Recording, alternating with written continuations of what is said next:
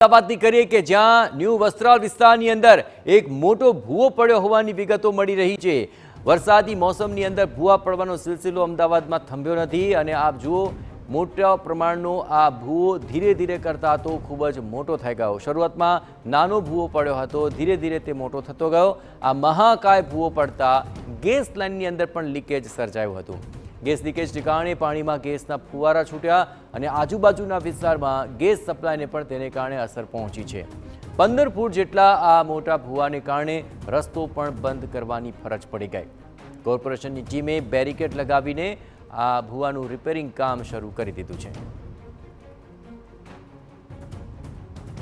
તો અમદાવાદમાં વરસાદ સાથે ભૂવા પડવાની શરૂઆત થતી હોય છે અને અત્યારે હાલ પણ અમદાવાદના જે ન્યૂ વસ્ત્રાલ વિસ્તાર છે ત્યાં ભૂવો પડ્યો છે અને ભૂવો પડતાની સાથે જ આપ જોઈ રહ્યા છો જ્યારે કામકાજ ચાલી રહ્યું હતું ત્યારે જે ગેસ લાઇન છે એમાં લીકેજ થયું છે અને ત્યારબાદ અંદરથી ગેસ બહાર નીકળતો આપ જોઈ રહ્યા છો કે કેવી રીતના અહીંયા પાણીનો સંગ્રહ થયેલો છે અને ત્યાં ખોદકામ પણ શરૂ કરવામાં આવ્યું છે। ત્યારબાદ લાઇનમાં લીકેજ થવાના કારણે આ પ્રકારની સ્થિતિ આપને જોવા મળી રહી છે। મહત્વની વાત એ છે કે જ્યારે અમદાવાદમાં વરસાદ વરસતો હોય છે ત્યારબાદ અનેક જગ્યાઓ પર ભૂવા પડવાના બનાવો બનતા હોય છે અને ત્યાં હાલ પણ ન્યૂ વસ્ત્રાલ વિસ્તારમાં અહીંયા જે લેક આવેલું છે એની બાજુમાં ભૂવો પડ્યો હતો।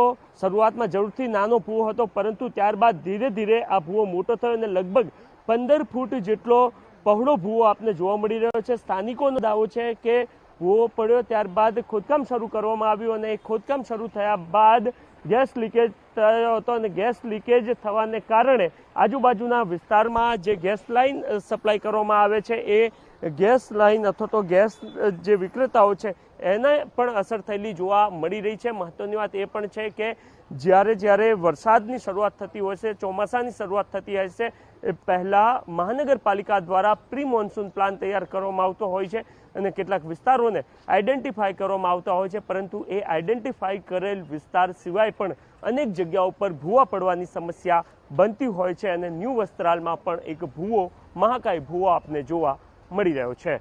કેમેરામેન રોશન સાથે નરેન્દ્ર રાઠોડ, TV9 અમદાવાદ।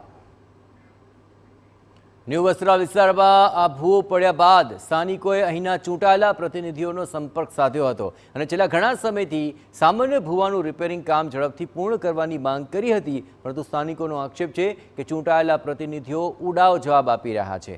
તંત્રની આવી ઢીલી કામગીરીને કારણે જ નાનો ભૂવો દિવસે ને દિવસે મોટો થઈ ગયો। और यहाँ के चुटाइली पांक परेश पटेल से मैं कल रूबरू मिला था। मैंने उनको बोला साहब ये कितना टाइम लगेगा उसके अंदर, तो मुझे जवाब देते हैं कि तो 12 महीना भी लग जावे, काम चालू है। तो ये कोई चुटाइली पांक का जवाब नहीं हुआ साहब।